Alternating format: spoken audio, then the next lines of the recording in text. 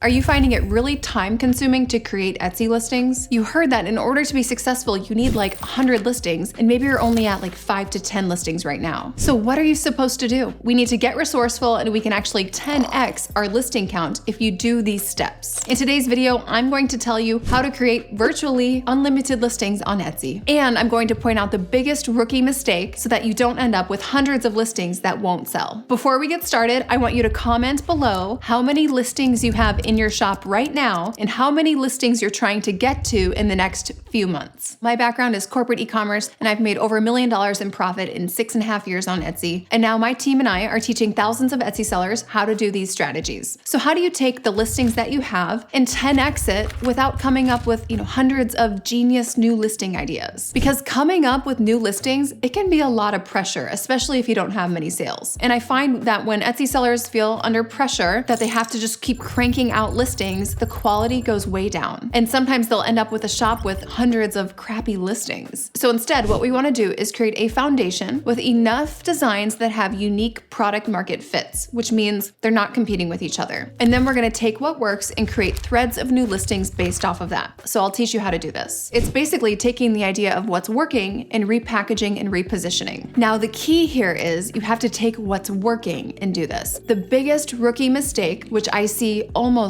every newer Etsy seller doing, is that they'll take listings with no proof of concept and no product market fit, and they will just make hundreds of variations of them, thinking that a volume of these listings will suddenly make them sell. I typically see this happen with print on demand and digital. So they'll take one design and they'll put it on like 20 different items, or they'll put it on 20 different mock-ups, and they'll think that one of them will just start selling. But if that design is not good, then it's going to kill your conversion rate because none of them will sell. I want to show you an example of this mistake so that you don't make it yourself. So here is a shop that has very similar looking designs. So they have collections where they've basically taken a very general looking design and they've just changed up the words a little bit and put it on these same mugs. It's pretty much all the same couple of mock-ups. Basically, they're just trying out different words, same design, same font, same colorways, same mock-ups, hoping that one of them sells. And then you can see they took the same exact sayings and put them on t-shirts. So the shop ended up with, 458 listings, 8 sales. And then you can see they did a very similar thing with portraits. They did a very similar thing with Renaissance inspired mugs and superhero mugs. So they took an idea that really had no proof of concept and just started going to town duplicating things, thinking maybe that would make them start selling. I also see this happen a lot with dog items. So I'll see someone do a design with one dog breed. They'll replicate it for like 50 dog breeds, and then they'll replicate that across maybe, 10 different product types. They end up with a shop with 400 listings, none of which are selling. I also see this happen with t-shirts with sayings. Maybe it'll say like #1 mom or #1 dad. It's the same design, just changing out the word. None of them are selling, but they just keep duplicating this and making variations of it, thinking one of them will sell. The key here to making unlimited listings in your shop that actually sell are 3 things. Number 1, you have to verify the product market fit, AKA people like it. Number 2, you want to take the winners and expound upon those with variations. And number 3, you need to position those in all new ways for as many different types of customers and sets of long tail keywords as possible. All right, so let's break that 3-step process down so you can actually apply it to your shop today. So number 1 is verifying the product market fit. You've got to know if a design, a font, a concept is likable before you start duplicating the heck out of this thing. We do not want to flood your page with variations of something that people don't like. It just means there'll be more things that people don't like. So how do you verify product market fit? It sounds like a very fluffy concept. So what you need to do is basically test a variety of styles and aesthetics on your page. And we do that so we can fail fast and figure out what people actually like as quickly as possible. Speed is your friend here. You don't want to take months to really verify product market fit. You want to figure that out within a few weeks. Let's take an example of doing this on Etsy. So how do you verify product market fit with resin items? We're going to test out a variety of styles and aesthetics and products to see what customers respond to and see see what they don't care about. For example, you might be testing resin keychains, resin badge reels, resin letters, resin cutting boards, resin coasters. It's not just different product types, but different aesthetics as well. Maybe some of them are bright rainbow colors. Maybe some of them have a lot of like glitter and things mixed in. Maybe some of them are very matte and neutral and monotone. Maybe some more mature and sophisticated and some more young and whimsical feeling. This is the phase where it's testing at the foundation. You're not gonna duplicate all these things while you're testing. Now we take it into step number 2, where you take the top few designs that had interest and we create variations of that to create new listings. Now, if none of them got traction and none of them had any interest, then we have to stay in step 1. And we have to keep creating new products, new styles, new designs to find something that has product market fit. So you have the proof of concept, now you're creating variations of this. This means new sizes, new colorways, new shapes, new quantities of these things. So how do we apply that to that resin example? Let's say, for example, that the resin letters take off. So now we're going to focus on the letters and create many listings out of these, but you're going to use different fonts. You're going to add in different sizes. You're going to do maybe some individual, some as long names where it's sets of letters. You're gonna do maybe some more adult themed letters and maybe some more baby themed letters. You're gonna do some boy themed letters, some girl themed letters. You're gonna showcase the letters alone. You're gonna showcase huge groups of them. You're gonna go hard and make as many possible variations of these as possible. Now, the variations you're making of this product, it's not for one specific customer. You're using this product to serve many different types of people, which leads me into number 3, the positioning and the repackaging in new ways. This is where you need to think about all the different types of recipients, maybe the different purposes or the utility factors that would play into this product. And you're going to use new positioning and marketing primarily with your long tail keywords to get them in front of as many different audiences as you can. So how do we apply this to our resin example? I'm going to show you and I'm going to use long tail keywords to do so. Positioning it as baby name signs, maybe nursery shelf decor, baby shower decor, baby name reveal prop, maybe first birthday photo prop, maybe